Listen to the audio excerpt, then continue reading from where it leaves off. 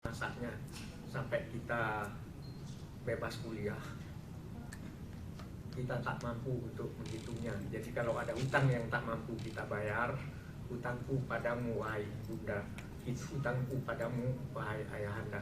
Jadi saya mau mencoba, ingin menjadi anak-anak kembali, ingin merasa menjadi anaknya ibu itu nikmat sekali.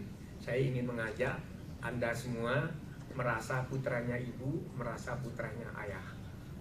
Dan saya kira tidak ada di sini orang yang tidak lahir dari ibunda. Ya, yang lahir dari batu kan tidak ada.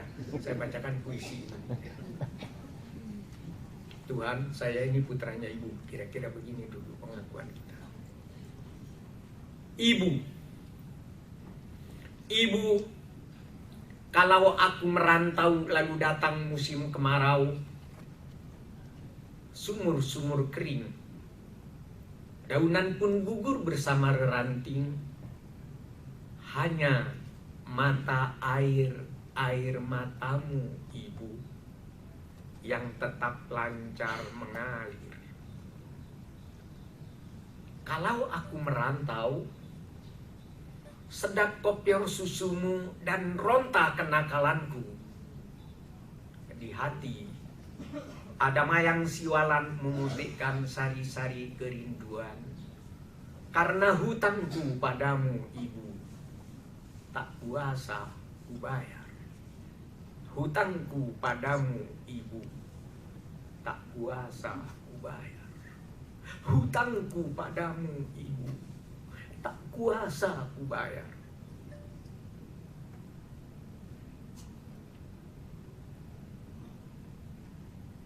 Ibu adalah buah pertapaanku, dan ibulah yang meletakkan aku di sini saat bunga kembang menyemerbak bau sayang. Ibu menunjuk ke langit, kemudian ke bumi. Aku mengangguk meskipun kurang mengerti. Ibu, bila kasihmu ibarat samudra, sempit lautan teduh, tempatku mandi, mencuci lumut pada diri, tempatku berlayar, menebar pukat dan melempar sauh.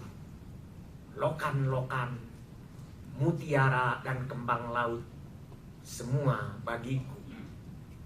Ibu, kalau aku ikut ujian lalu ditanya tentang pahlawan, namamu ibu yang kan kusebut paling dahulu. Lantaran aku tahu engkau ibu dan aku anak. Kalau aku berlayar lalu datang angin sakal, Tuhan yang ibu tunjukkan sudah ku kenal. Ibulah itu bidadari yang berselendang biang lala. Sesekali datang padaku, menyuruhku menulis langit biru dengan sajaku. Selesai. Jadi 12 nilai yang terdapat dalam Living Values Education, apakah itu yang namanya damai, kerjasama, persaudaraan, cinta, kebebasan, persatuan, inspirasinya Tuhan mewakilkan kepada seorang wanita namanya ibu. Jadi semua dahaga kemanusiaan kita bisa dapatkan inspirasi dari ibu kita semua. Dan kemudian untuk tidak korupsi pun kita bisa belajar kepada ibu. Bagaimana dengan hujan yang diturunkan oleh Tuhan ke bumi, kita bisa menggunakan sebuah puisi yang berjudul Payung barangkali. Payung. Ketika hujan mengguyur bumi, basah kuyup orang yang jujur, basah kuyup orang yang tidak jujur.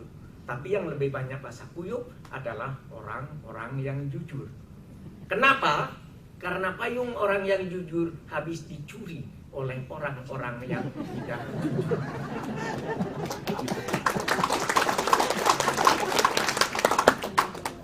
Tapi kalau hujan itu perlambang rahmat, hujan rahmat hanya akan membasahi orang-orang yang jujur saja. Orang-orang yang tidak jujur tidak akan pernah basah oleh hujan rahmat. Kenapa? Karena merekalah yang menolak hujan rahmat dengan payung-payung hasil curian.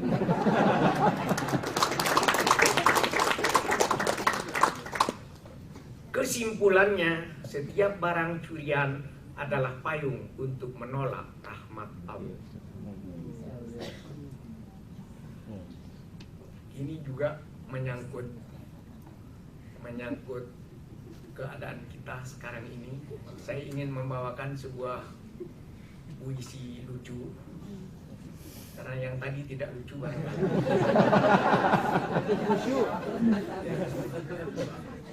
Nah, saya mencari wilayah di dunia ini yang tidak ada di dalam peta.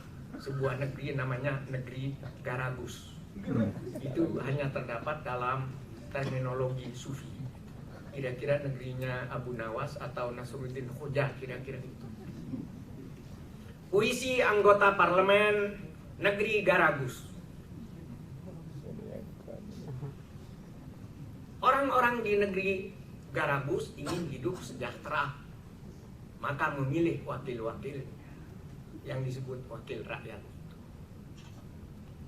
Rakyat Republik Garagus ingin makan enak, sudah diwakili oleh wakil rakyat yang selalu makan enak.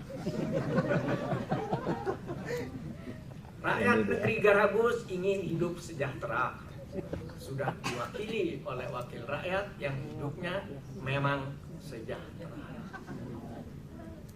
Rakyat Garagus ingin mobil mewah, sudah diwakili oleh wakil rakyat dengan mobil-mobilnya yang mewah. Rakyat negeri Garagus ingin rumah megah, sudah diwakili oleh wakil rakyat dengan rumah-rumahnya yang megah. Rakyat negeri Garagus ingin melancong ke luar negeri, sudah diwakili oleh wakil rakyat yang suka melenceng.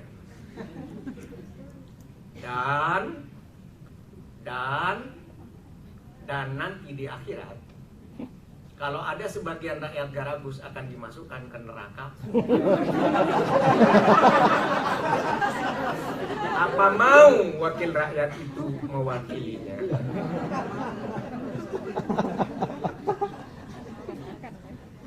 Dan untuk ini dibutuhkan living values education. Siapa yang mau ngajar di Senayan?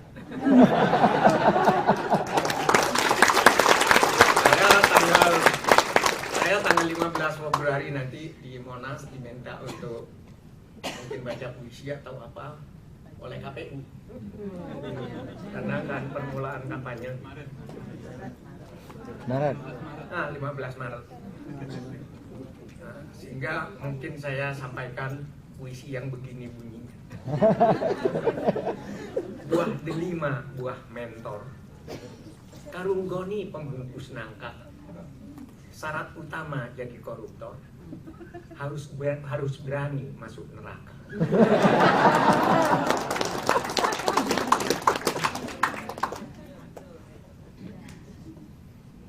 Naik motor keliling Jawa, mampir minum kota Bekasi. Syarat koruptor yang nomor 2, mampu tersenyum di televisi.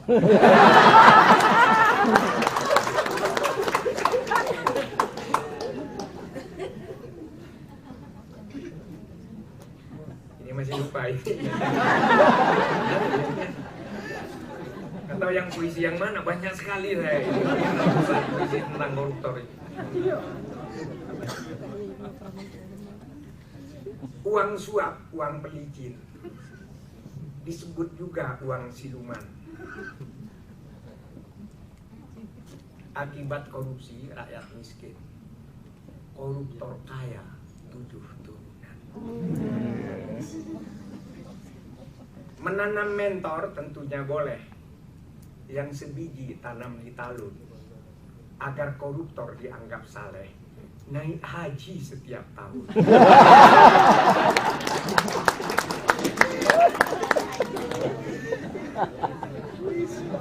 Apalagi ini? Sudah habis waktunya. Siapa yang mau bertanya kepada saya? Akan saya jawab dengan puisi. Saya kira